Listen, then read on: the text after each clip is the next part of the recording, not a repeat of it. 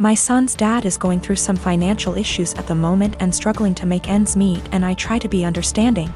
I try my best to give my son nice things. Now his nice clothes are reserved for going out. If he wants to play, that's fine, but he can go and play clothes. I do not want him playing in those clothes, and I send him over there with a bag of causal clothes. We go to mass every Sunday and I have him dressed nicely. Now during mass I gave him to my ex because at that point it is now his week to stay with Alex. However, every single time, Alex will come back to me and his clothes will be wrecked, whether it's played in dirt, ripped. The buttons are off, the jeans are stained or ripped as well. I've thrown out multiple shoes because my ex will not have him change into the play clothes, that I send him in and just let him play in the nice clothes. I do not have him like this all the time. I don't have him dressed dressy or in his nice clothes all the time, just when we're going to something important. Most of the time he's in stuff that he can play in, and comfortable clothes. It's not like I have him in that all the time to where I'm always stopping playtime to change. At this point I'm so over the nice clothes being ruined because he refuses to dress him and play clothes for whatever reason. So before mass ends I will have my son take off the nice clothes and dress in casual clothes. I've been doing this for about 2 months now, and it has helped my bank account a lot to not have to spend a fortune whenever they get wrecked. I'll also point out that I tell him this multiple times, every single time he brings him back with nice clothes being ruined. I will send him a message reminding him to please put him in play clothes before he plays in the mud or the park, etc. However, lately my ex has been very upset that I'm not sending him in nice clothes. I told him that I used to, but he kept on ruining them for whatever reason, and I don't want them ruined. He's saying that I'm flaunting in his face that he's broke right now and can't afford to buy him such nice clothes. That is not at all the case. I said that that is his own insecurity talking because I have never ever done that, and I'm giving him multiple chances. I'd even be fine if he at least washed them to the point where they weren't unwashable and stained. However, he keeps saying that I am rubbing in his face that he can't buy him nice clothes right now. He needs those clothes whenever they go out to somewhere nice, and I'm being an asshole to him because he lets his kid play, and I don't want him to enjoy his time with his son and they're just clothes. I said if it has such a little significance to him then he doesn't need them that bad, and there is no argument here. He's pissed at me. I told her to a couple of my friends and family and they agree that I'm the insensitive to his situation. I am a 25 years old male, own a lakeside property that was legally and officially given to me by my parents. I have been living here for 6 years and have some great neighbors along with some not so great ones. Of all my neighbors I have only ever had problems with one who lives right next door named Mariette. She first moved in early this summer as she had the former house on her property demolished and rebuilt. My problems started with her over the use of my wood stove and fireplaces. With the temperatures getting colder, I have started to use them daily. My house is not equipped with any form of heating outside of the wood stove and a fireplace. This means that from fall until spring I will constantly have them going to keep my place warm. My family never outfitted the home with anything better because it was for weekend trips and we would winterize and leave it when things got cold.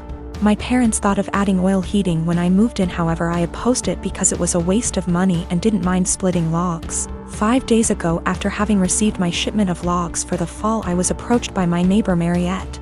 She came around asking for my parents, to which I said that they don't live here and that I am the homeowner. She didn't believe me and said that I was too young to be a homeowner before leaving. Later that day I heard a knock at my door and thought it was my girlfriend, so I gave my usual greeting of "Hey, sweet cheeks," while opening the door. Unfortunately, it was not her and was Mariette again, so I apologized quickly and asked what she wanted. Once again she wanted to speak with my parents, to which in a more stern tone said that I was the homeowner.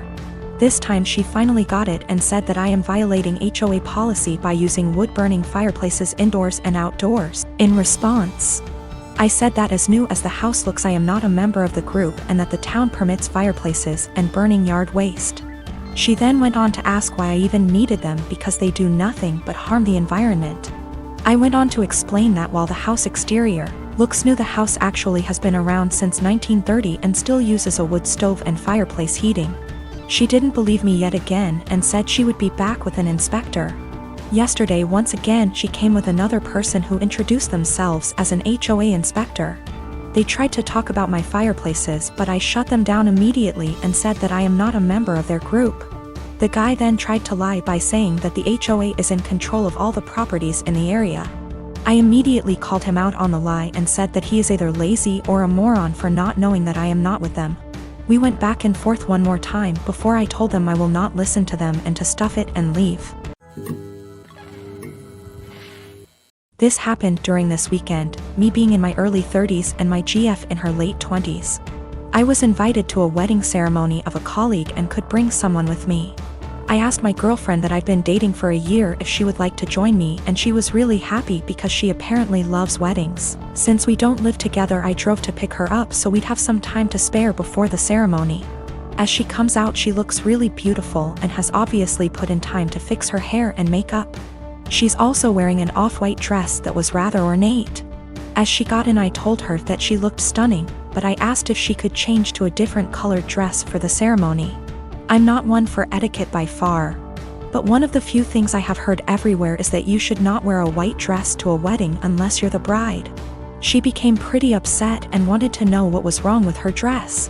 I said that it would be inappropriate to wear a white or off-white dress unless you're the bride, and that it's like wedding law or something. Trying to be light-hearted about it. She rolled her eyes and said that it was an outdated tradition about women and virginity, and that when her friends got married everyone wore white and that it's not a big thing anymore. I told her that I don't know what the dress code is for this ceremony, but since it's not saying all white clothes, I still thought she should change to another color, but white or almost white, because my colleague was getting married and we had no idea how she felt about it. My GF became really upset and told me that I was trying to control what she was wearing and that it was abusive, which honestly made me really upset and hurt. I said something along the lines of, well, you shouldn't go to a wedding with an abuser then, and then I told her to off out of my car. She began to cry and wanted to apologize and give me a hug, but I just told her to get out, which she did. To clarify, we never left the driveway by her home. I did not drop her off in the middle of nowhere or anything like that. I drove off and she called and texted me a bunch. I answered, I don't want to talk right now, and then turned my phone off and attended the ceremony. The bride was the only one that was wearing white, so I feel as if my gut feeling was the right one. When I got home, my phone had blown up by texts from her and her best friend saying that I was being inconsiderate and controlling, and should apologize for my behavior.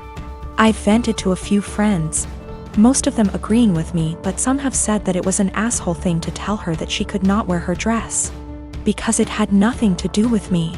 I feel as if I was in the right since it was my colleague's wedding and it was better to be safe than sorry. But I'm also not sure if I was being an asshole about the situation. My girlfriend found out about the thread, don't know if she knew my handle, or just found it, and we talked over the phone. She apologized and I apologized, and it was a pretty good talk. She asked if she could come over, and I said no and that it would be best for us to go our separate ways. She got upset and asked why I wouldn't even try to work it out. I basically just said good. Bye. And then she said my was small, which actually made me laugh after what had been a pretty mature conversation, and then she hung up. I'm pretty sad about it. She really made me feel happy. I was hurt, but if she did think I was being abusive, it would be the right thing to do. And if she did not think I was being abusive and said it anyways, I would not want to be with her. So anyways, I think things worked out for the best for us both. My mom and my mother-in-law threw me a surprise baby shower on Sunday and invited all of my family, and most of my friends who are in my hometown.